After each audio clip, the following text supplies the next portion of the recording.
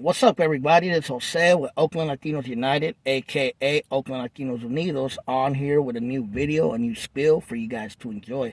Well, the video I want to make today is a reaction to the interview that No Jumper Adam 22 did with Rico Too Smooth, and give my 2 cents on the video. I know I've been a little absent lately. I took been about 2 weeks since I've done a video. Released a little bit of shorts here and there, but I haven't done a full video, so sorry about that. I just get busy sometimes, and I got a life outside of YouTube. But I wanted to make this reaction to the video. I've seen the interview recently. I seen it in 2 parts. I didn't see the whole thing. I seen it one day, and then the next day I seen the rest of it because it was pretty long. It was like 2 hours long, almost 3 hours long, and I thought it was a pretty good interview. You know that I'm no big fan of Adam 22, but Adam 22 has been bringing on rappers from Northern California to his platform, and he has a big platform, so he's been giving them a big light that normally wouldn't be seen because, let's face it, Northern California Chicanos are blackballed in Southern California, which I've said before is the entertainment industry of the world. It is what it is. You know what I mean? And it's unfortunate that these rappers aren't getting that same kind of play on Chicano outlets out there, but you already know how screwed up we are as raza with all these divisions. So it takes Adam 22 to do it, unfortunately. And whether he's doing it for malicious purposes or good purposes, that's I don't know yet. You know what I mean? But people like these reactions, so I'm gonna give you my 2 cents. So recently I watched the interview, and I've heard of Rico Too Smooth before. I didn't know much about him. I've seen him around, heard a few of his songs. He seemed pretty cool. I wasn't exactly sure what he was because he looks black, but I wasn't sure if he was mixed, if he was maybe like a black Latino, like Puerto Rican or Colombian or Dominican.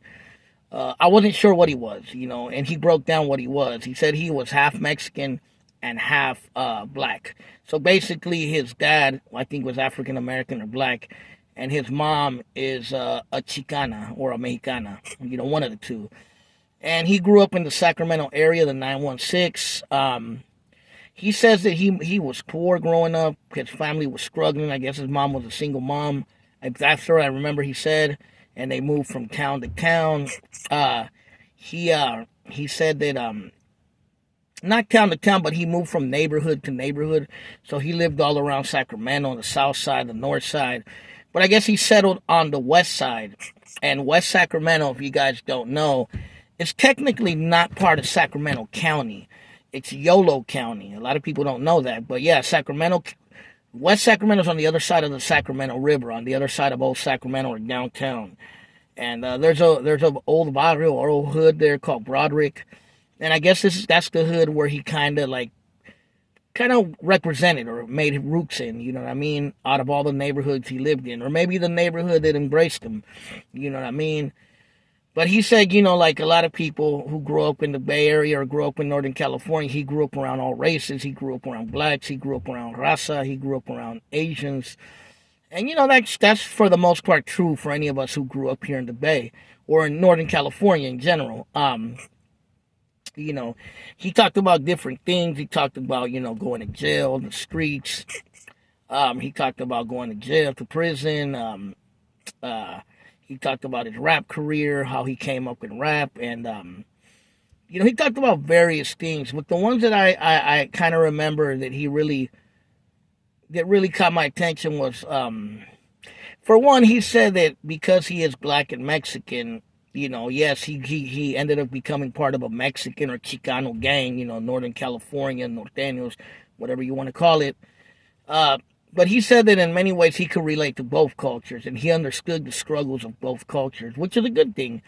He also talked about the whole thing about, Chicano rappers or Chicanos today from Southern California embracing a more urban style.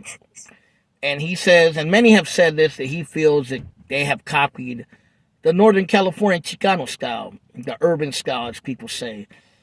And I mean, there's a lot of debates over that. I mean, there could be some truth to it. I'm not going to say that there's no truth to it. For sure, I mean, it's well known that Chicanos from the Bay and Northern California, especially cities like Stockton, Sacramento, Oakland, San Francisco. Yes, we've always had kind of that urban style. But at the same time, he said another thing. He said that he also embraces the old Chicano style, and I'll get into that. But first, you know, the uh, the whole urban style, or talking quote unquote black, as some people say. We all know that that's been happening a long time in Northern California. Now, I've heard other people say that the Chicanos in Southern California are also picking up or adopting hip hop culture in general, and that could be true. And it could be true for both, you know what I mean? But I can remember a time, when Southern California was straight up Chicano, the way they talked was straight up Chicano, you know what I mean? It was old school, like Chicano East LA, or not just East LA, but that whole, hey, what's up, home? Like, that's what LA was represented as, at least Chicanos in LA, you know what I mean? And, that's changing. And I guess, Rico Too Smooth put it like this, because there's another thing. People think that in the Bay or in Northern California, we never dressed cholo or had a Chicano style. That's false, completely false, especially if you're an older dude like me. Because I remember when Chicanos out here used to wear Benz, 501s, Dickies, Derbies, Nike Cortez, Chucks, Winos, you know what I mean?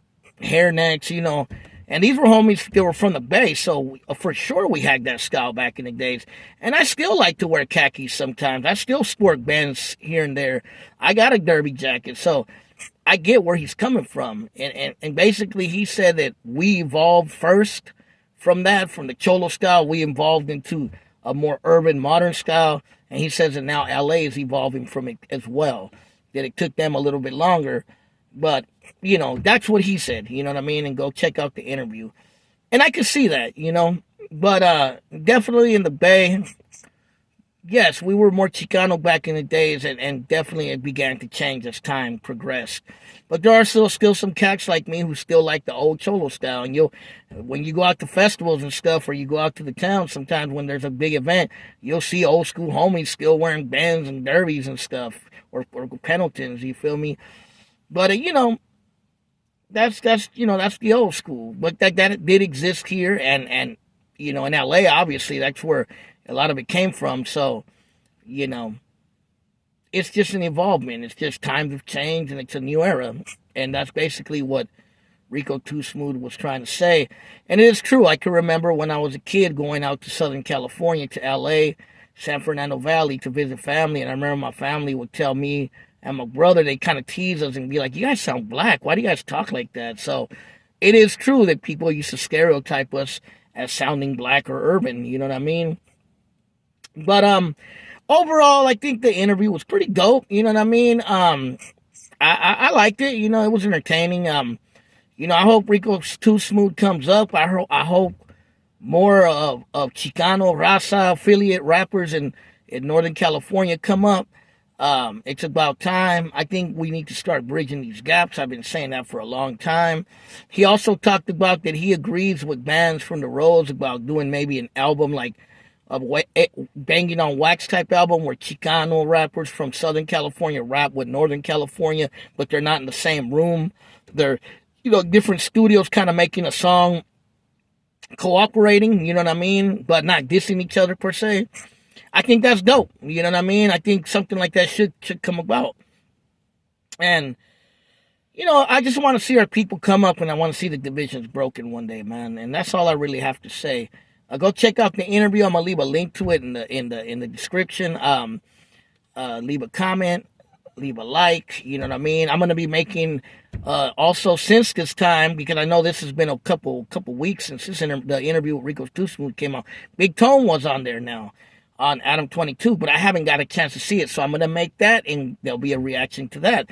So be sure to look out for that, and that's all I really have to say. Oakland Latinos United, over and out.